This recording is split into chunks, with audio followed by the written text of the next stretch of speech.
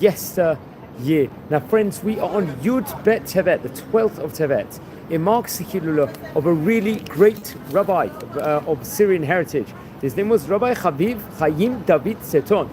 Zeche Tzadik Libracha, one of the great rabbis of Tiberias of the late 1800s and very early 1900s, respectively. He would actually be born in English in 1827, nearly 200 years ago, and passed away, to be precise, on the 29th of December in the year 1906, 118 years ago, from the time of recording.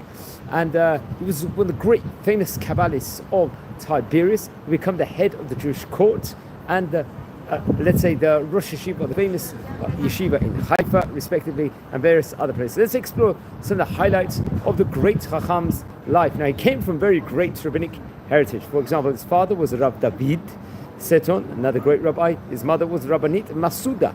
His grandfather was another very, very great rabbi, Rab Gabriel. He happens to be in himself. The family actually originated from previous generations, I believe, from Aram Sova in Syria, which had a very, very great and prominent, Torah Jewish community in of itself in Syria, respectively. He would learn under great rabbinic auspices. For example, one of his rabbis was Rabbi Shmuel HaKohen Konotori, very, very great rabbi who we've spoken about on various occasions before, which is interesting. He would also learn under auspices of his grandfather, also, who happened to be a huge Talmid Chacham, also from his other side, Rabbi Aaron Shvut Halevi, another great rabbi I believe we've mentioned about on various occasions before. Now, it's actually interesting, he would come a great rabbi, I think, come what the year, 1865. At that point in time, he would have been close to 40 years of age. He would actually go out as Shluchei de Rabbanan, rabbinic emissary, and travel to Morocco. It was reported over there to strengthen, I believe, the community of in Tiberias, a Torah community over there, raise funds and strengthen also the community in Morocco. He would actually embark on this adventure with Rabbi Avram Saba, another very, very great rabbi in of itself. And then in the year 1873, he'll do more travelings upon himself. He'll travel to South America, to various different places. Remember, the Sethoun Daba family, I think many of them actually would end up becoming rabbis all over Southern American parts also. So that was in 1873. He travelled to South America and also to Gibraltar over there. And I believe what he would do a lot of time while he was in Tiberias or in the land of Israel, he would actually pray at the kever of Rabbi Meir Bal Hanes and the place of Eliyahu Hanavi, Elijah the prophet, which was very interesting. I think at one stage in time he would actually go to the Pakin village, if I'm not mistaken, to set up more Torah institutions and strengthen the community in of itself, set up synagogue, I believe, in of itself. Now, he would work as a head of the Jewish court in Tiberias for a staggering 30 years. That naturally, head of Jewish court is the Av Bet Din, so he was a Rosh Av Bet Din over there for 30 years. I believe he had to relocate in 1902 because I think the cholera plague or illnesses had come about various different areas in 1902, and I think eventually in 1903 he would relocate to Haifa in Israel. Very interesting enough. He will become the Rosh Yeshiva of the Yeshiva called Yeshivat Eliyahu. Very, very great yeshiva that had in of itself. I believe Kamot, that's interesting enough. Now, I believe he passed away in the English year 1906. He was buried in the Knesset Yisrael cemetery in Haifa. He would leave 5 boys and 4 girls.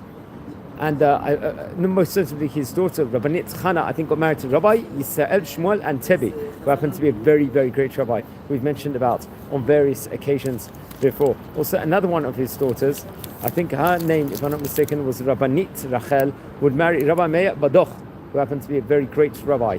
One of his most notable students was the famous Rabbi Yaakov Chai Zerihen, another great rabbi who had links, I believe, to Gibraltar, was a very, very great rabbi. I think in 1960s set up a Torah books library and was one of the great rabbis of, I believe, of Tiberias. Also, we actually did a video on Rabbi Zerihen, I think about 2.5 years ago on this series. It was one of the first videos, for one of the first rabbis we did a video of the Hilula on in of itself. Now, he left us with some really, really great Torah books, including, I believe, the Krasa de Eliyahu, I'm not mistaken. It was songs and praise of Eliyahu Hanavi, Elijah the prophet. Another book was Takvo Shel Nes, which was based on Rabbi Meir Bal Hanes.